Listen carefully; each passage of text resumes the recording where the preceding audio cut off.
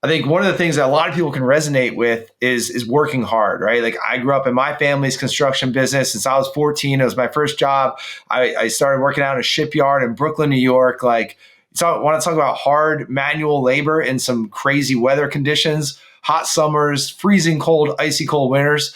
So I developed a really strong work ethic, which ultimately is awesome, but it can also be a detriment because when something needs to get done, I'm like, man, give me a coffee. I'm going to slam a coffee and just get it done, right? Like I'm going to go to work.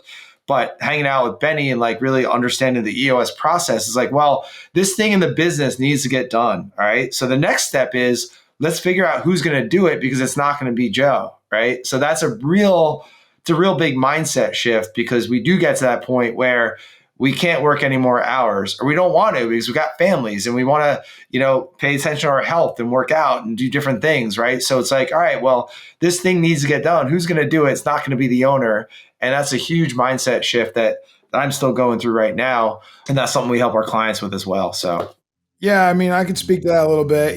Dan Sullivan wrote a book, Who Not How, right? And a lot of us, I grew up the same way, Joe. I mean, like I'm not probably working as hard as you did. My family didn't have a shipyard and I wasn't doing all that hard, crazy work, but we worked hard and we always did it ourselves, right? Like it was always do it yourself mentality. And that serves a purpose until it doesn't serve a purpose anymore until you get bored, right? Not bored, but like just like burnt out of just keep like doing the same thing over and over again and not feeling like you're getting anywhere. We call that reactive, right? Like you're always reacting to the situation. You're always reacting to customers. If you have a small team, you're always reacting to the employees, right? Or you could be proactive and take this approach that I've learned through the book Rocket Fuel and Traction and EOS and kind of think ahead, right? Be more visionary, plan ahead, right? Kind of see like what the 10-year plan is, the 3-year picture, the 1 year, the 90 days, right? What are we doing this week to get there? And it sounds perfect, right? You guys all know that, right? Like you got a lot of you guys know it, right? There's the knowers. And then there's the doers, and then there's the masters, right? And I think it really just takes, you need permission to do it, right? A lot of you just need permission to go do that because it kind of feels awkward and weird, but it's going to be hard either way. So like I still work hard. I work just as hard as you do. I mean, if you saw my calendar and you talk to my executive assistants and you talk to Joe and you talk to Rob, who runs my company, like, I don't know. I think I work more than anybody. Like I really do. Yeah. Because I mean, I'm doing a lot of stuff because I love it. I'm on the front side now instead of the back side. And it's still hard. So it's like, do you want to be drinking out of the fire hose or do you want to be shooting the fire hose? Like what side of the fire hose do you want to be on? That's a real, no, it's true. Like, and this year we're 4 months into 2023. Like, I feel like I put in a full business year already in 4 months. And it's because like I'm focused in my calendar every day on like pretty, important things, right? Yeah, of course there's urgent things. Of course there's things that need my attention, right? I'm still very involved in different aspects of our business, very, very involved. But at the end of the day, like, every week I have my top 3 to 4 priorities, 3 to 5 priorities. Every day I'm working on like, pretty significant things, not in the course of like, not in the scheme of like, the world, but like in our business and the people that we impact, like, yeah, it feels good. And I'm exhausted at the end of every day too. Like, it's like in a good way, so. And for some of you guys out there listening that like think that like, oh, wow, that's impossible. That's a pipe dream. I thought the same thing, but that was the dream though. Even when I was like 10 or 12 years old, when I would hear my parents complaining about the job they were doing and not making enough money and keep doing the same thing over and over again. I'm like, well, why don't you just try this? Why don't you go try something different?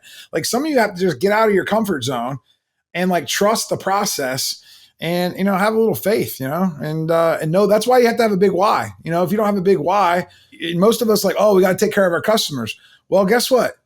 When you have so many customers because you're so good at taking care of them and you're the only guy taking care of them, that's not really good customer service. So change the mindset and say like, if Ben Fisher we had 112 leads last week at Big Fish Contracting.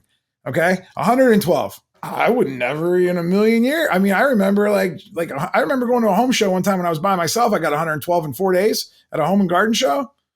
And I only got to like 30 of them. Like, I mean, that was it. Like, and I just literally broomed the rest of them. Well, what kind of customer service was that? Seriously. It's not. And then we have to actually put the roofs on. Well, who's going to do all that? Like, so you have to keep delegating and elevating, right? Because guess what? you're helping other people get what they want in life, right? Because there's someone out there right now that wants to run your company and they can do Yep. it better than you, like a lot Yeah. better. Trust me, I know. I'm not really that good at running a company. I'm good at leading and ideating and like figuring out who the right person is, right? And connecting relationships and making sure that the heartbeat's going and the culture. That's one of my superpowers. And if your superpower is more organization and accounting, maybe you have to find somebody more like me, right? That can keep everybody excited and going. But I tell you what keeps people excited: winning. Winning keeps people excited. Great customers keep people excited. Happy employees keeps people moving. Growth can come in so many different ways. And that's why I love helping people, man, because this has been a great industry for me. Yeah, it kind of does, like you said, pipe dream. I was thinking of that term because it kind of can sound like that, but like, I know. My mom tells me that all the time. My mom says, you make it sound so easy. Like, I don't even know who you are anymore. And I'm like, listen, 200 books later and a lot of coaching and masterminds and hanging out with higher level people, right. like you just start thinking bigger and you start acting like that and it just starts coming. Yeah, for sure. And yeah, sometimes you do have to have that faith to take that first step and do that first thing. But then you get that feedback loop, like, oh, I did that thing and now like it's working. All right, let me go get more of that juice, And that's one of the things like I'm going through right now. I'm actually like midway through writing a piece of content about this, is the idea that like you don't have to be good at everything in your business, right? And that has held me back. Like I've been in business over 10 years. And it wasn't until recently that I realized that like I had this false belief that I needed to be great at the bookkeeping, and the accounting and running Facebook ads or whatever it might be. Like I just hired a fractional CFO because I finally like just kind of like threw up my hands. I surrendered. I surrendered. I'm like, I put like, as a business owner, there's things that like you do first in the day. Usually it's because they're exciting. You're good at them, right? And there's the other things that you do like at 4 p.m. on Friday because you procrastinate. Those are all the the little things, right? That we don't want to do, that we're not good at. They don't drive revenue per se. And like, like bookkeeping and things like that were those things for me. So I just hired a fractional CFO and what else? If I could hire someone to brush my teeth, Joe, I would. Like I'm being serious. Like, you have to have that kind of extreme mindset because if you can't. And again, listen, for some of you guys that want to go out and cut your grass because it's therapeutic, great. But like you have to start getting your personal self like into a mindset. Like if you're doing everything at home all the time because your dad used to do it and you're fixing all the stuff at home because your wife wants you to paint and do all that. Listen, you have to start training that muscle of how to delegate, right? Because you're giving people jobs, right? Like that's the whole reason to be an entrepreneur, I think, is like you're a job creator.